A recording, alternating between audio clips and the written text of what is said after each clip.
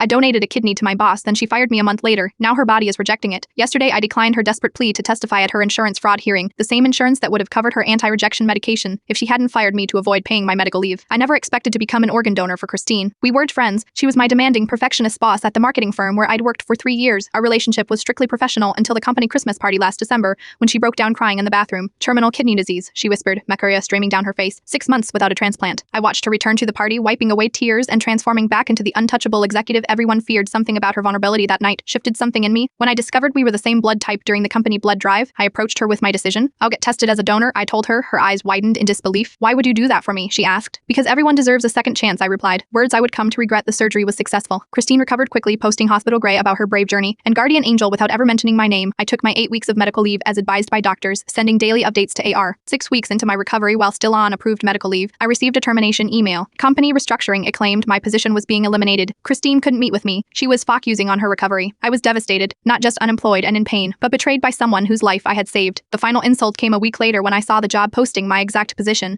Different title, slightly lower salary. 2 months passed. I struggled to find work with a gap in my resume and surgical complications that left me constantly fatigued. My savings dwindled as medical bills piled up. The company health insurance that should have covered my donor complications had been terminated along with my employment. Then Christine called. Her voice sounded weaker than I remembered. Hey, it's me, she said as if we'd spoken yesterday. I need your help. Her body was rejecting the kidney. The insurance company had discovered she'd terminated an employee who was a living donor while they were still on medical leave, a violation of their policy. They were refusing to cover her anti-rejection medication, which cost thousands monthly. They're calling it insurance fraud, she explained. But if you testify that the restructuring was legitimate, that you understand why it happened. I let the silence hang between us. How's the job search going? I finally asked. What? I don't know. Fine, I guess. Did you hear what I said? I could lose the kidney. Your kidney. My kidney. I repeated slowly. The one I gave you when I had a secure job with health insurance. The same job you eliminated while I was still recovering from saving your life. Look, I know the timing wasn't ideal, but my landlord doesn't accept not ideal timing for rent, I interrupted. Neither do my doctors for the complications I am still experiencing. Her breathing quickened. I can't afford that. That's terrible, I said. Sounds like something your workplace should be covering. This morning I received a certified letter from Christine's attorney offering $10,000 for my testimony, followed by texts from former coworkers saying she's been hospitalized.